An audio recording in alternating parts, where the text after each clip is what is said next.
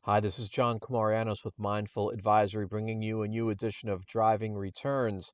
What's driving returns is inflation this week, and the bond market is gyrating again.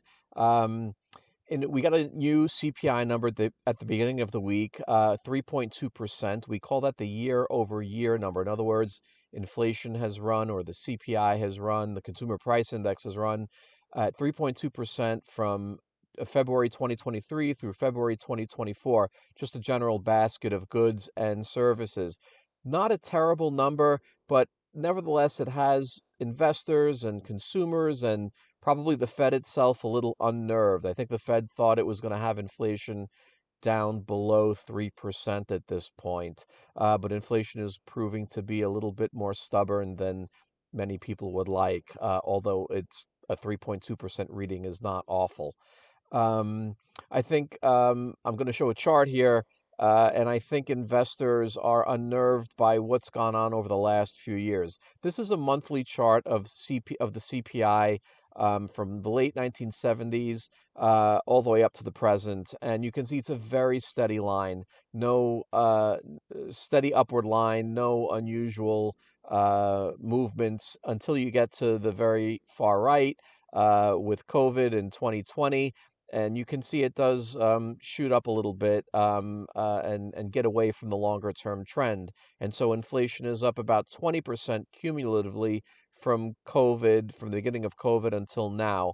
And the fact that it's being a little bit stubborn and not getting below 3%, I think has investors unnerved. I'm going to show now a chart of the bond market, or really an ETF, an exchange traded fund that tracks the bond market. This is the iShares US Core US Aggregate Bond ETF. It tracks the main US bond index, all investment grade bonds, no junk bonds here.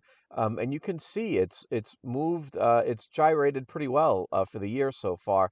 It drifted downward, then it spiked up at the start of February, then a kind of downward drift again, and then another spike last week, peaking on March 8th, and then down significantly this past week through March 15th. And so overall, down 1.7% or so for the year, but with a lot of ups and downs, because I think those ups and downs reflect that investors are unclear about whether we're going to get a recession and rate cuts, or more inflation, which would mean rates could stay higher, or somehow a combination of both, a kind of stagflationary environment where we get an economic slowdown, but also inflation, an unusual thing, but one that we experienced in the 1970s. And so one lesson at least for investors is your bonds are probably not going to be as steady as they've been for the past few decades, really.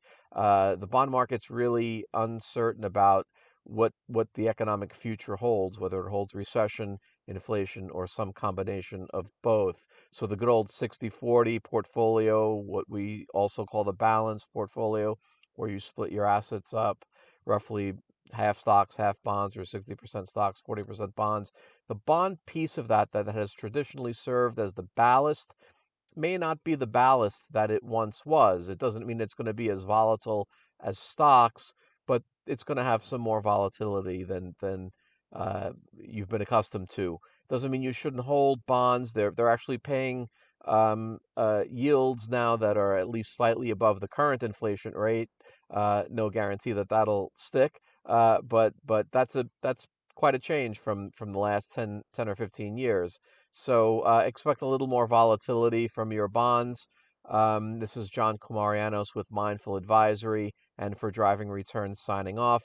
If you like the work we do here, please don't hesitate to hit the like and subscribe buttons. And if you have questions about asset management and or financial planning, call us at 201-951-3509, or find us on the web at mindfuladvisory.com.